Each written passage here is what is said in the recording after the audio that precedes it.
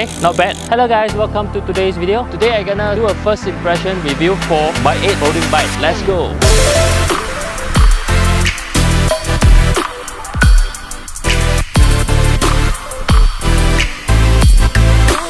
So after I posted the last Dahon K3 Plus folding bike review, I got quite a bit of traction, and thank you very much for you guys who watched the video, and people contacted me for reviews and all those. For those who are new here, this channel is all about bicycles, from folding bike, road bike, gravel bike, any type of bicycles. So if you're interested to content like this, do subscribe to the channel and also click the little bell icon so that you get notification whenever I upload a new video. So as usual, I will break the videos into a few main parts. First will be the frame set, second will be the group set, third will be the wheel set, and fourth, finishing kit. And at the end of the video, I will tell you 3 things that I like and 3 things that I don't like. Plus, some of you actually request riding experience on the road. I will add that a little bit in as well, and also how this bike looks like after it folds down. This nice guy from Bike8 actually sent me a message and says, oh hey, do you want to review our bicycle? We have a new folding bike coming out. Quick search on the internet. Apparently they are a China company, and previously they are focusing on kids push bike. For those who are around the same age like me or slightly younger than me, when we were young, we learned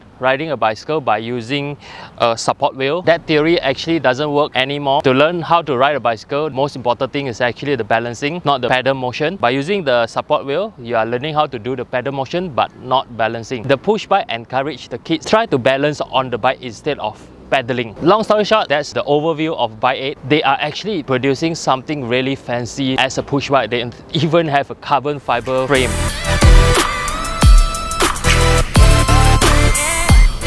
When I first time looking at this bike, it's actually remind me one of the brand that have a very similar frame set as this. If I'm not mistaken, the company name is called Galaxy 700. It's not there anymore. They already ceased operation and all those. But the frame is very similar to that. And the first thing that attract my eyes, of course, there is this part.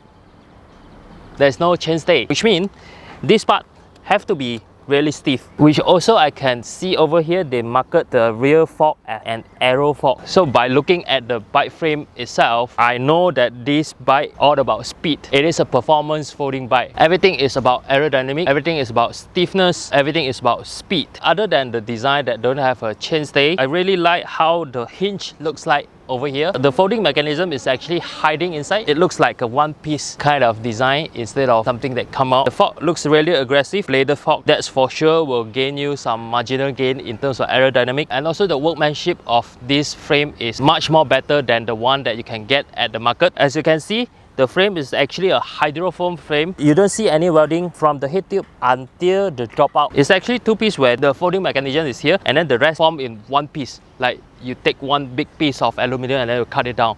The traditional one, the head tube is actually welded on the top tube. The seat stay is actually welded to the seat tube, and that's how traditional folding bike is built. That's why when it comes to 1 piece, the stiffness level is higher. It looks better. You will be able to hydroform it to get the aerodynamic gain. The color is another thing that very attractive. Currently they have this white color, come with blue and red accent, and also another color option which is the orange. And I would say the paint job looks really good lah. You hardly see paint job like this at this price range lah.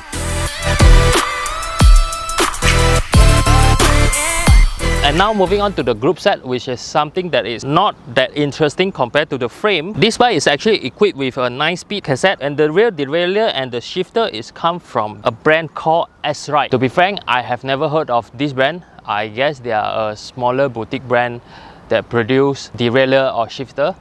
Something like LT Wu or Microshift or Sensa. There's a lot of small company out there.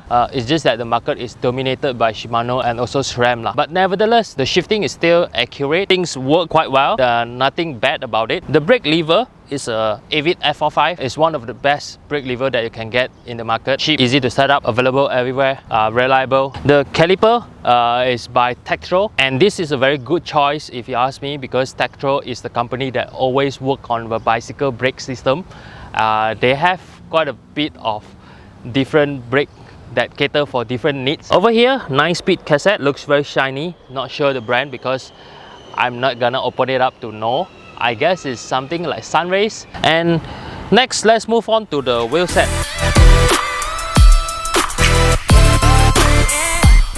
So previously in the frame set, I didn't mention about this bike is actually a 20-inch folding bike. So when it comes to 20-inch, there's two wheel size, which is a 406 and also the 451. So both wheel size is actually cater for different needs. The 406 is actually like your mountain bike tire. You have a bigger tire option. 451 is like your road bike tires, usually come in 23mm or 25mm that give you speeds. So for this bike, I really like that it can cater both size 451 and also 406, so you can change to the wheel set that fit your needs lah. The wheel set over here, it looks pretty generic, just black color rim and also black color spokes and nipple. The tire come with the CST 406 1.75 inch tire. It looks decent, but I would say if you would to upgrade this bike, the first thing that you should change will be the tire lah. Change to something fast, like maybe Suabe Kojak or Suabe 1. That will always be my first choice. Nothing surprised about the wheel set. And next, let's move on to the finishing kit.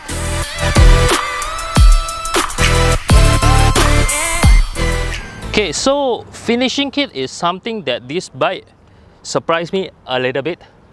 Although some parts, for example, the handlebar is just a generic 25.4 aluminum handlebar. The grip is just a very usual foam grip. The handle post and also the seat post is something that I will need to highlight. One thing I really like about this handle post is actually a 3D construction handle post where there is no welding over here, which means it's actually built by one whole piece of aluminum. So when you talk about performance, the stiffness, the aerodynamic come into the place, and having a 3D construction handle post will definitely add the stiffness. Another thing I like will be the seat post. As you can see, it's not your usual round seat post, it's actually come in a teardrop shape. Again, this is of course for the aerodynamic effect where every marginal gain matters lah. The saddle is not that surprised, it comes from Sella Royal. Sella Royal is actually a company that produce a lot of saddle from low end until high end. They usually can be seen on complete bike lah.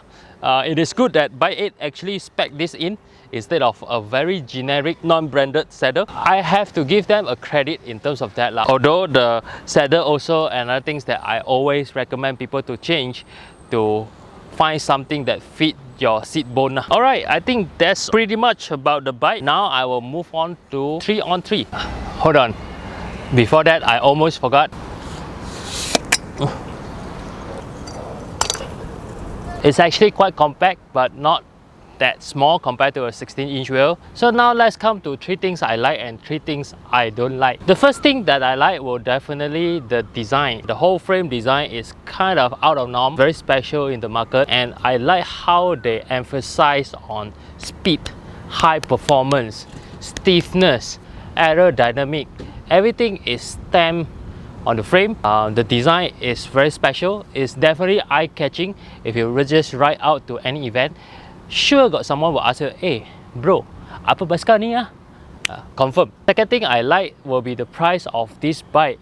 It is very affordable at 2,500 for this spec, where you get everything that is performance based lah. Imagine with turn, if you want to get 3D construction handle post, that will cost you around 400 already, and this bike is only 2,500. It's definitely one of the most affordable high performance folding bike in the market if you compare to some other brand. The third thing will be the flexibility in terms of customization. The fact that it's catered for both 406 and also 451 is something that is good, because if I cared about speed and performance, I probably want to slap on a 451 tires. This thing can be happen because it is a disc brake bike where you can actually have 2 pair of wheel set and then you just switch whenever you want. 3 things I don't like. The first will be the practicality. If you realize, this bike doesn't come with a water bottle cage mount. I used to have a bike that don't have a water bottle cage mount, and it was a pain in the ass lah. You ride out, you cannot bring a water bottle. You have to find a way to mount on your bike. It's either on your handle post or at your saddle, which will take away your saddlebag spot. And then if it's at the handle post, it doesn't look that great anymore. The second thing that I don't like will be the group set choice. I understand there is a shortage on Shimano parts in the market right now, but Just like the Horn K3 Plus, the S-Ride Groupset almost got no second-hand value.